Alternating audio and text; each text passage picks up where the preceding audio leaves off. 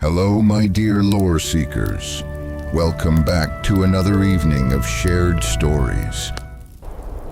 Tonight we journey back to a time of myth and shadow, to an age when magic was a wild and dangerous force, and those who wielded it lived under the constant threat of persecution. Settle in, quiet your mind, and let us explore the very foundations of the wizarding world as we uncover the complete history of the four brilliant, flawed, and legendary figures who built a sanctuary in a time of fear, the founders of Hogwarts.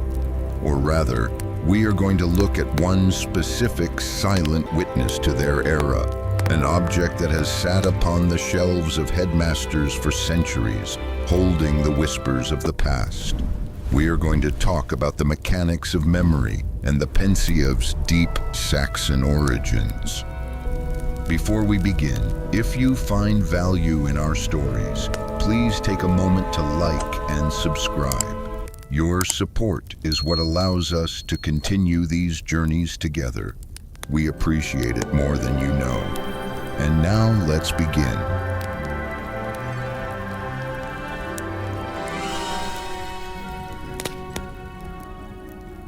So let us close our eyes and allow the present moment to dissolve. We are casting our minds back, far back, past the era of ministry regulations, past the international statute of secrecy, drifting all the way back to the 10th century. We are landing in the British Isles, specifically the rugged, mist-shrouded Highlands of Scotland, in an era often referred to as the Dark Ages of magic. Now, historians, both magical and muggle, often debate the term Dark Ages, arguing that it implies a lack of culture or progress. But for the wizarding kind of the 10th century, the darkness was literal and metaphorical. It was a time of fear. It was a time of shadows.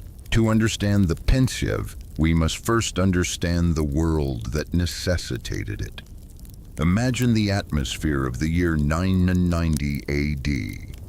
The climate itself was a harsh mistress. We are sitting on the edge of the medieval warm period, but in the Highlands the winters were still brutal, characterized by biting winds that howled over the peat bogs and rain that lashed against the rough-hewn stones of isolated cottages.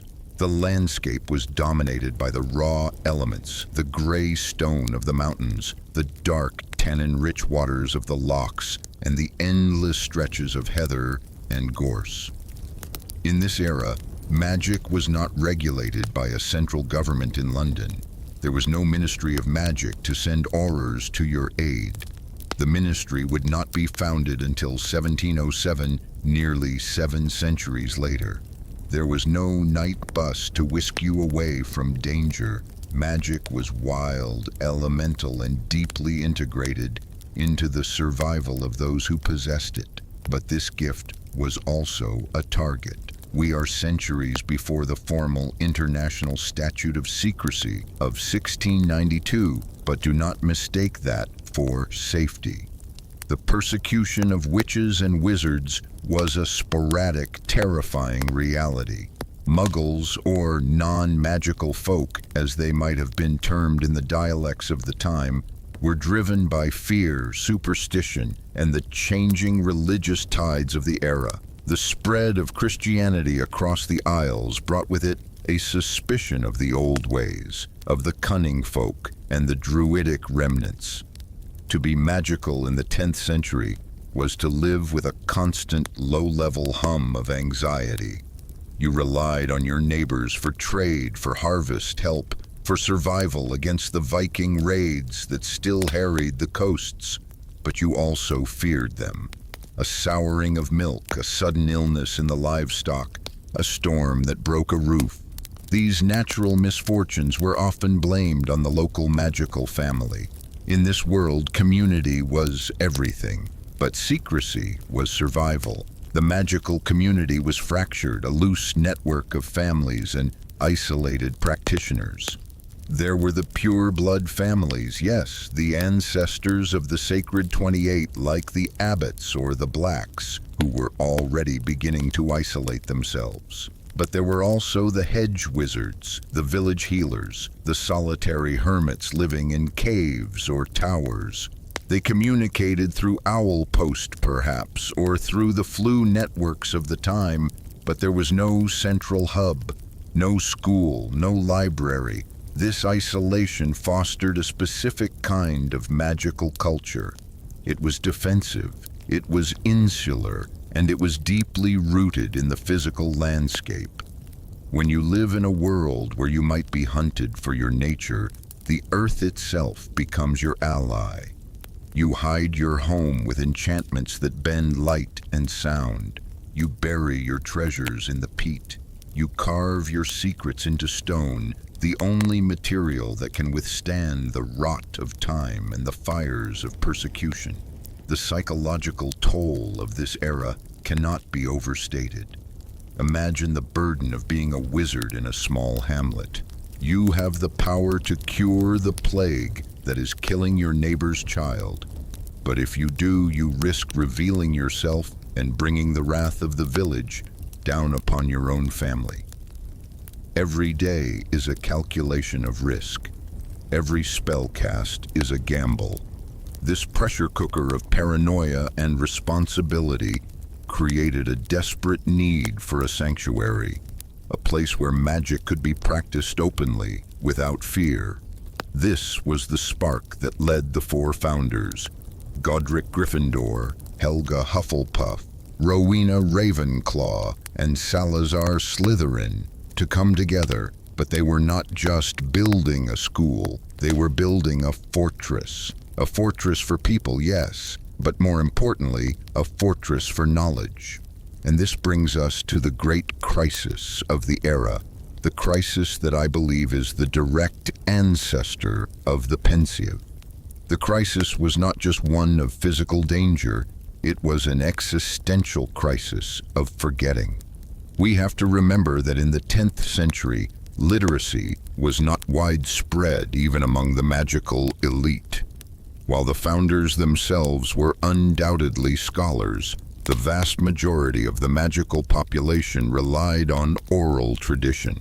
Think of the Galdor, the Old English term for a spell or an incantation, sung or chanted. Magic was something spoken, something remembered. It was sonic, it was somatic. A master healer, a cunning woman living on the edge of the Weald, held the sum total of her life's magical discoveries in her head. She knew the exact intonation to knit a broken femur. She knew the precise phase of the moon to harvest fluxweed. She knew the secret names of the local spirits. But what happened when she died?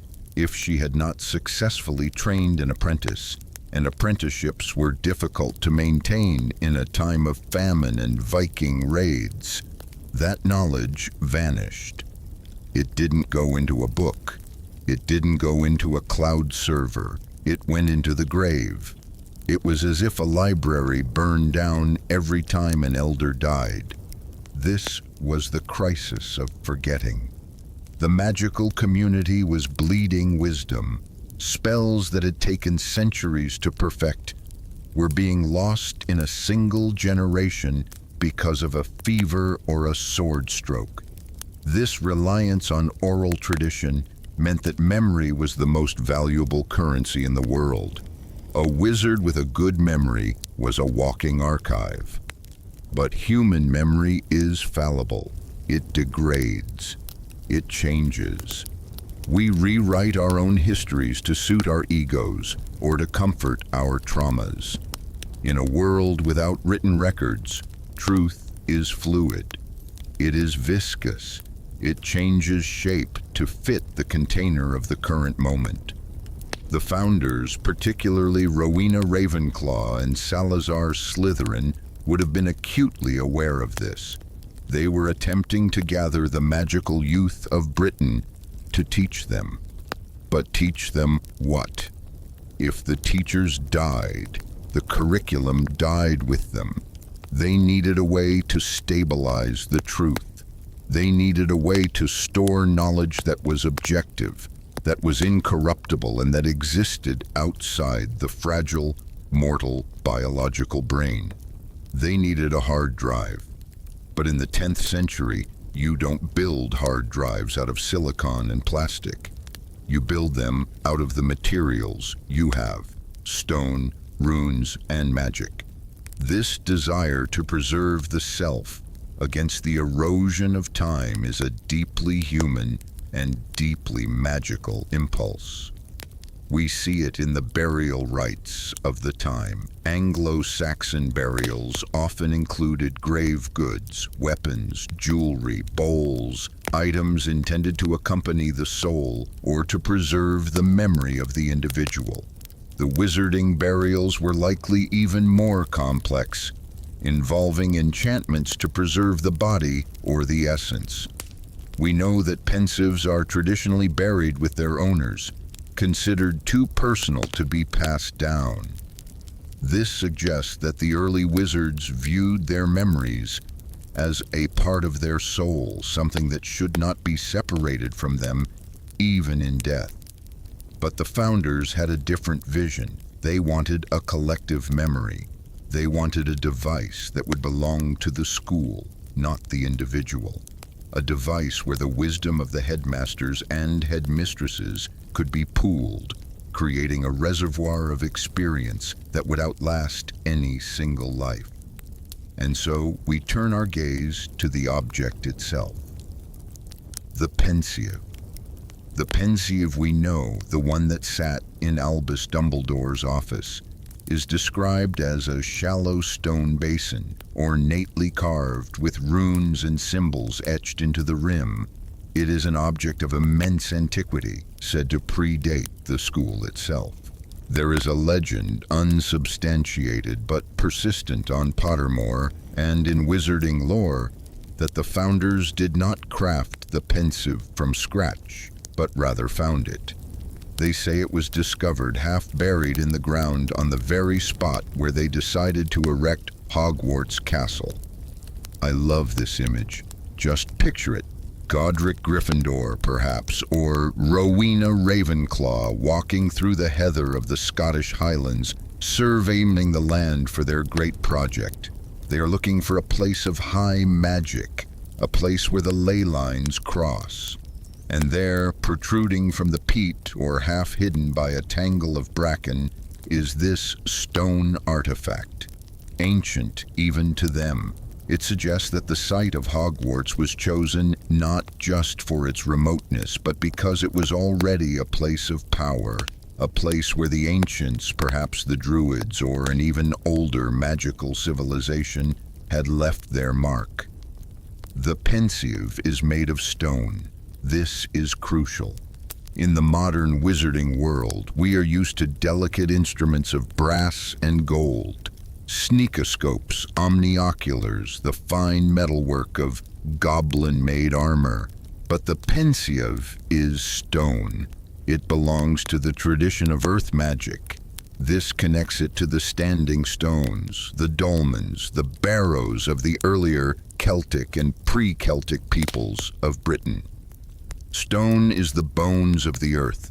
It is enduring. It is grounding. In a time before complex metal alloys were common in magical artificing, stone was the material of permanence. Metals rust, wood rots, parchment crumbles, but stone remembers. In British folklore, stones are often seen as containers of spirits or memories. Think of the hagstones or adder stones, naturally hold stones believed to have magical properties of protection and second sight. The Pensieve is the ultimate hagstone, a vessel carved from the earth to hold the waters of the mind. And what was carved into this rock? We are told explicitly in the lore that they are modified Saxon runes. This detail opens up a fascinating avenue of exploration. Runes were not just an alphabet, they were a magical system in themselves. The word rune comes from the Germanic root meaning mystery or secret, or whisper.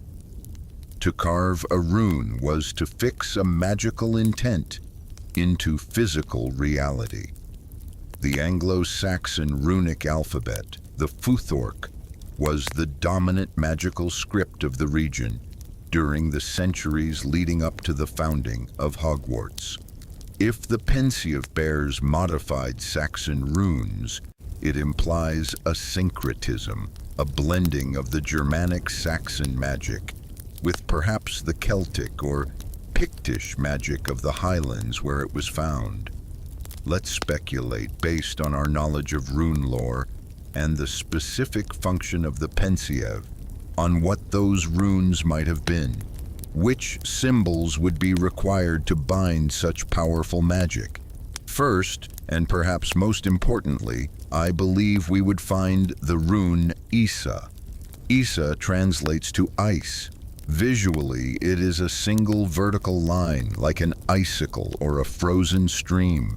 In runic divination and magic, Isa represents stasis. It represents stillness.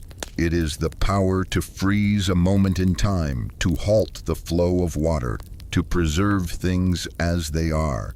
Think about the contents of the Pensieve. Memories, but not memories as we experience them in our heads. Fleeting, changing, eroding. Pensieve memories are static. They are preserved perfectly, frozen in the state they were when extracted. The rune Isa would be the binding agent, the magical anchor that keeps the memory from fading. It locks the memory into the stone basin like a fly in amber, or rather, like a fish in a frozen pond. The Anglo-Saxon rune poem describes Isa as very cold and immeasurably slippery, a floor wrought by the frost, fair to look upon. This mirrors the description of the thoughts within the Pensieve. Light made liquid, slippery, elusive, yet solid enough to walk upon when one enters them. Isa creates the bridge between the fluid, chaotic mind and the solid, objective record. It stops the rot of forgetfulness. Next, carved deep into the rim, we must surely see the rune Perthro, or Piord in Old English. This is a rune of profound mystery. It is often associated with the dice cup, with chance, with the unknown. But deeper esoteric interpretations link Perthro to the concept of the well or the womb. It is the container of secrets. It is the cauldron of potential. In the context of the Pensieve, Perthro represents the basin itself, the vessel that holds the unknown. It is the rune of initiation, of looking into the depths to find what is hidden. When Harry stares into the Pensieve, he is looking into the Perthro rune, the well of the past, the mystery that is waiting to be revealed. Perthro is also associated with weird, the Saxon concept of fate or destiny.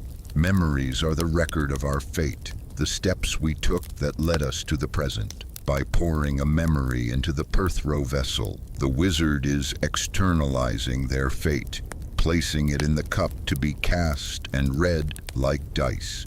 It transforms the subjective experience into an object of divination.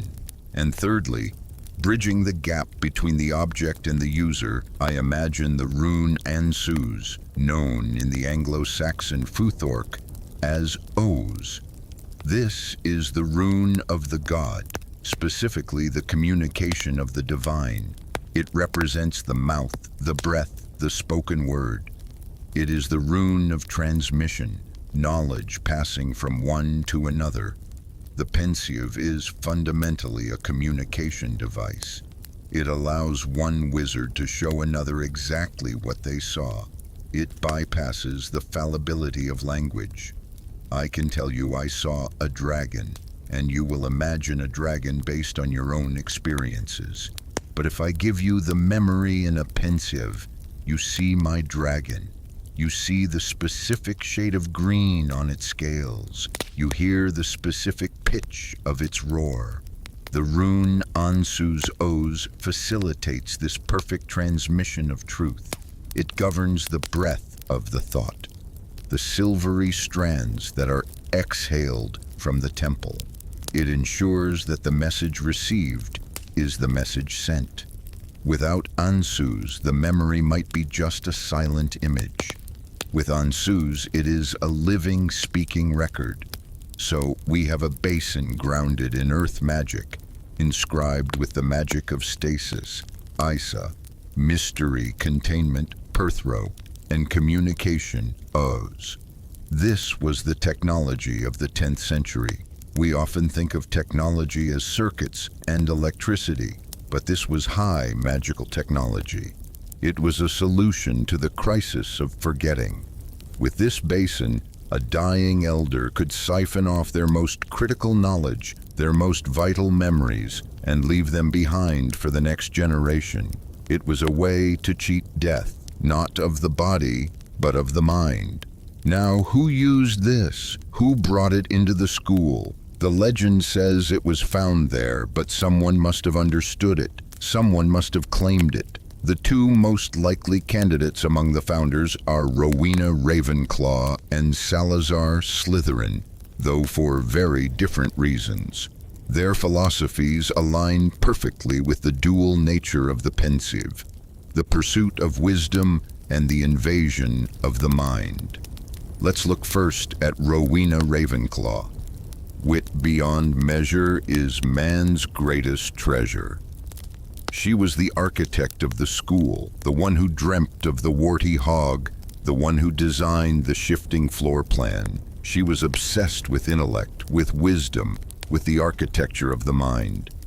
The Pensieve is the ultimate tool for the scholar. Dumbledore tells us that he uses it when his mind is crammed to spot patterns and links. This sounds incredibly Ravenclaw. To analyze, to categorize, to step back and view one's own thoughts objectively. The Ravenclaw approach to the Pensieve would be one of archiving. Imagine Rowena Ravenclaw, the brilliant witch from the Glens, stumbling upon this artifact. She would have recognized the runes instantly. She was a scholar of antiquity. She would have seen the potential for a library not of books, but of experiences. It is easy to imagine her utilizing this ancient artifact to store the vast amounts of magical theory she was compiling. Perhaps she attuned the basin to the school's wards, intending it to be the central brain of Hogwarts. It fits her desire to create a lasting legacy of wisdom. She may have even modified the runes further, adding her own enchantments to allow the basin to hold the collective wisdom of the faculty. However, we cannot ignore the darker, more slippery possibility of Salazar Slytherin. Slytherin was a master legilimens. He was obsessed with the mind, with penetrating the thoughts of others, and with the purity of bloodlines. Legilimency and the Pensieve are two sides of the same coin. Legilimency invades the living mind. The Pensieve preserves the extracted mind. Slytherin's obsession with heritage, with pure history, aligns with the preservation aspect of the Pensieve. He wanted to ensure that the correct history was remembered. He wanted to preserve the old ways against the encroachment of Muggle influence. There is also a certain coldness to the Pensieve, a detachment that suits the Slytherin temperament. It allows one to view emotions without feeling them, to analyze a situation with cold logic. To see a memory in a Pensieve is to dissociate from it. And if we look at the history of the object, it is often used to reveal uncomfortable truths, secrets that people tried to hide. Slytherin, the founder who built a secret chamber to house a monster, certainly understood the value of hidden things. Did Slytherin use the Pensieve to interrogate students? to extract the truth from those he suspected of being unworthy.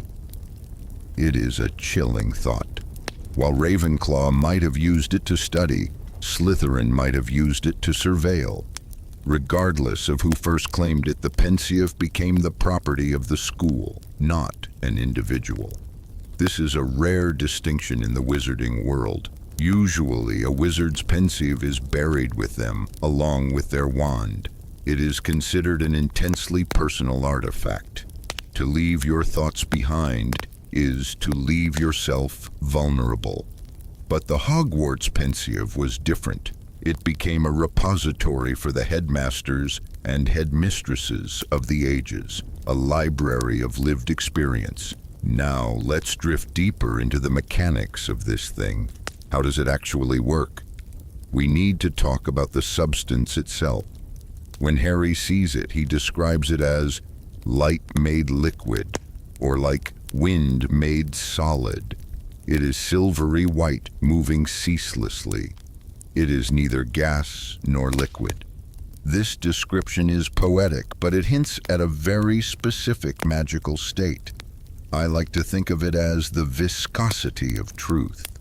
In Harry Potter and the Half-Blood Prince, we are introduced to the concept of memory tampering through Horace Slughorn. When Slughorn gives Dumbledore his memory of Tom Riddle asking about Horcruxes, the memory is described as crude. When viewed, the scene is foggy, the voices are loud and disjointed, and Slughorn's voice booms out a denial that clearly didn't happen that way. The memory has been curdled. It has been corrupted by shame and the act of alteration. This tells us something profound about the nature of Pensieve memories. Untampered memories have a specific texture. They are smooth. They are clear. They possess an objective reality that transcends the subjective experience of the person who lived them. This is the most mind-bending aspect of the Pensieve lore. When Harry enters a memory, say, Snape's worst memory in Order of the Phoenix, he is able to see things that Snape himself might not have been focusing on. He can look around the edges of the scene. He can hear conversations happening across the room that Snape wasn't part of, like James doodling on his parchment. How is this possible? If a memory is just a recording of what we saw, it should be limited to our field of vision. But magic, specifically this deep, ancient mind magic, suggests that our brains, or perhaps our souls, record everything. We are subconscious sponges, absorbing every photon of light, every vibration of sound in our vicinity. Our conscious mind filters this data out because it would be overwhelming to process it all. In real time, we focus on the person talking to us, ignoring the bird flying past the window. But the memory trace, the silvery thread, contains it all. The Pensieve decodes this raw data. It reconstructs the entire scene, the objective reality of the moment, allowing a third party to explore the environment in a way the original owner never did. It accesses the ghost mind, or Gastgemind, the Anglo-Saxon concept of the deep memory of the spirit, rather than just the surface recollection. This objectivity is what makes the Pensieve so dangerous and so powerful. It doesn't just show you what someone thinks happened, it shows you what actually happened. It strips away the bias of the ego. This is why Slughorn had to tamper with his memory so clumsily. He couldn't just remember it differently, in a natural way. He had to actively break the magical record, creating that fog, that scar on the film to hide the truth. The viscosity of truth is smooth. Lies are lumpy. The extraction process itself is fascinating. We see Dumbledore placing the tip of his wand to his temple and drawing out the silvery strand. He says, "One simply siphons the excess thoughts from one's mind." This implies a physical pressure. Thoughts have weight in the wizarding world. They have volume. Too many thoughts crammed into the mind creates clutter, preventing clarity. The Pensieve acts as external storage, a hard drive for the soul. By removing the thought, you are not deleting it, you are moving it. Dumbledore can still remember the events, but the emotional weight, the active nature of the thought, is transferred to the basin. It allows him to look at the memory dispassionately. The spell used for this is likely a non-verbal, highly advanced form of the charms work that Rowena Ravenclaw excelled at. It requires the wizard to visualize the specific memory and then physically pull it from the mind's eye into the physical world. It is worth noting that while legilimency requires eye contact and an invasion, Pensieve extraction is often voluntary. It is a giving up of the self. This aligns with the rune gabo, gift, which often appears in conjunction with ansus in runic magic, the gift of knowledge. This brings us to the legacy of the Pensieve in the modern era, specifically its role in the wars against Voldemort. It is not an exaggeration to say that the Second Wizarding War was won in the bowl of the Pensieve. It was the strategic command center of the light. Think about Dumbledore's strategy. He knew he was dying. He knew he could not defeat Voldemort through duel alone. He needed to understand his enemy. He became a historian, a magical archaeologist. He spent years tracking down memories from Bob Ogden, from Hokey the house elf, from Morphin Gaunt, and finally, the true memory from Slughorn. The Pensieve allowed Dumbledore to piece together the biography of Tom Riddle with forensic accuracy. He wasn't guessing. He was witnessing. He watched the Gaunts in their squalor. He watched the orphanage. He watched the Hepzibah Smith murder through the eyes of her house elf. The Pensieve turned these disparate subjective anecdotes into a coherent narrative of evil. It revealed the existence of the Horcruxes not as a theory, but as a deduced fact based on the objective evidence of Riddle's own questions to Slughorn. Without the Pensieve, Harry is flying blind. He doesn't know what he's hunting. He doesn't know the significance of the locket or the cup. The Pensieve provided the map. It transformed the war from a brawl into a treasure hunt. It allowed Dumbledore to teach Harry not just how to fight, but who he was fighting. But the Pensieve's greatest moment, its most heartbreaking victory, comes at the very end. The Prince's Tale, Severus Snape. Throughout the series, Snape is a closed book. He is a master occlumens. He shields his mind perfectly. Harry and the reader see only what Snape wants us to see. The cruelty, the bias, the greasy-haired villain. But in his dying moments, as the venom of Nagini courses through him, Snape does not speak his defense. He does not try to explain. He relies on the ancient Saxon magic. He releases the memories. "Take it, take it," he whispers to Harry. The silvery blue substance gushes from him. It is a desperate download of a lifetime of secrets. When Harry pours those memories into the Pensieve, he is finally seeing the objective truth. He sees the friendship with Lily. He sees the bullying by James. He sees the remorse, the turning point on the hilltop with Dumbledore, the vow to protect Harry. He sees the double agent work, the bravery that Dumbledore himself commended. The Pensieve strips away Harry's bias. For 7 years, Harry hated Snape. He saw him through the lens of a Gryffindor versus Slytherin rivalry, through the lens of his own father's legacy. But the Pensieve doesn't care about Harry's feelings. It shows the raw data. It shows Snape casting the Patronus, the doe, It shows the love that persisted always. In that moment, the Pensieve vindicates the entire concept of truth in the wizarding world. It proves that beneath the surface of perception, beneath the lies we tell ourselves, and the masks we wear, there is a reality that endures. A reality that can be preserved in stone and silver light. It is poetic that an artifact from the 10th century, from the Dark Ages, from the time of the founders, was the key to saving the future.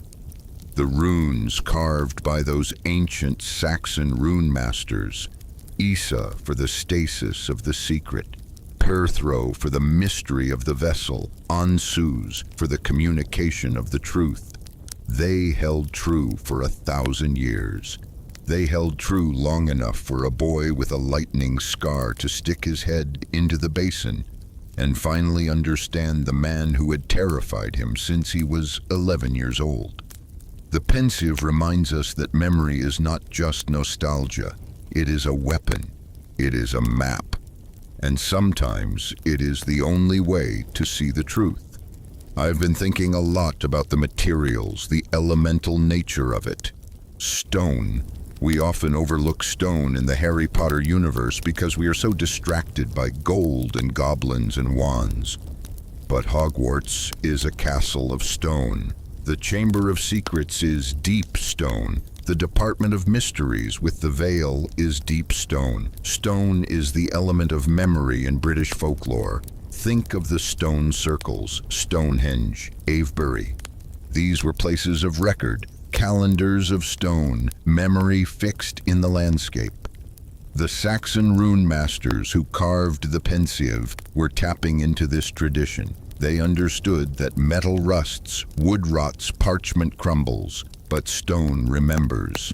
Water also remembers. A very old folk belief that water holds the memory of what has passed through it. The Pensieve combines these two elements, the stone basin and the liquid memory. It is a microcosm of the ancient British landscape, the rock and the water, the mountain and the loch. It makes you wonder, doesn't it? If the Pensieve found at Hogwarts was half buried, what else is buried in the Scottish Highlands? What other artifacts of the Saxon or even Druidic era are waiting in the peat, holding memories of a time before the founders? The crisis of forgetting I mentioned earlier, the fear that drove the creation of such an object, is something we still face today in a way. We have hard drives and clouds, but data corruption is our version of the fading mind. We lose passwords, we lose access. We are drowning in information but starving for wisdom. The Pensieve offered a solution that was elegant and eternal. It didn't just store data. It allowed you to experience it, to walk through it, to see the details you missed. Imagine if we had that technology. Imagine if you could siphon off a memory of a lost loved one, not just a photo or a video, but the full sensory experience, the smell of their perfume, the warmth of the room, the sound of their laugh from across the table. It would be the greatest treasure, as Ravenclaw might say. But as Dumbledore warned, it is also a danger. It does not do to dwell on dreams and forget to live. One could get lost in a Pensieve. One could drown in the past. The Saxon rune Isa, ice, is a warning as well as a preservation. Ice preserves, yes, but it is also lifeless. A frozen river does not flow. A memory in a Pensieve is safe, but it is dead. It only comes alive when a living mind interacts with it. That interplay between the living observer and the dead memory is the spark of magic. I find it fascinating that the Pensieve is used by Dumbledore not just for nostalgia, but for pattern recognition. It becomes easier to spot patterns and links, he says. This is the detective's tool. In a world of magic where senses can be deceived, where polyjuice potion and invisibility cloaks exist. The Pensieve is the ultimate source of empirical evidence. It cuts through the glamour. When Harry witnesses the trial of Barty Crouch Jr.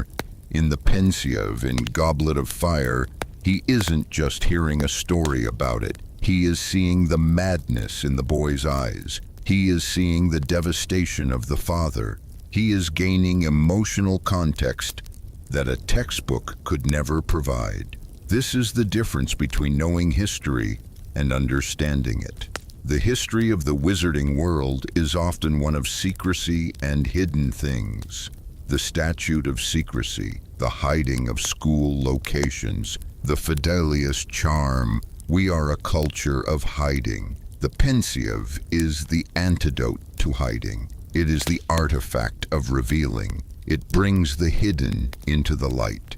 Maybe that's why it's so rare. Rowling tells us that most wizards are afraid of Pensieves.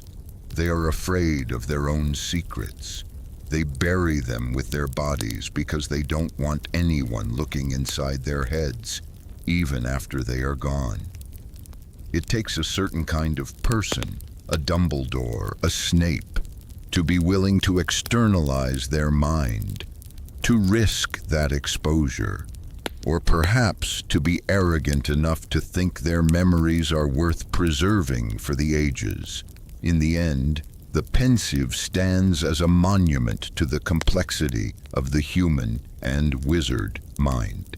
It acknowledges that we are fallible, that our heads get too full, that we miss things. It offers a second chance, a chance to go back and look again, to say, wait, what was that in the corner? What did he really say? It is the tool of the seeker, the lore seeker, if you will. And as we close the cabinet door on this silver swirling basin, we can appreciate it not just as a plot device that allowed Harry to see the past, but as a masterpiece of magical engineering, a 1,000-year-old computer made of stone and runes and liquid light, surviving the Dark Ages, surviving the witch hunts, surviving the rise and fall of Dark Lords, sitting quietly in a tower in Scotland, holding the truth until someone was brave enough to look at it. Thank you, my dear friends, for joining me on this dive into the deep past. I hope you found some wisdom in the waters.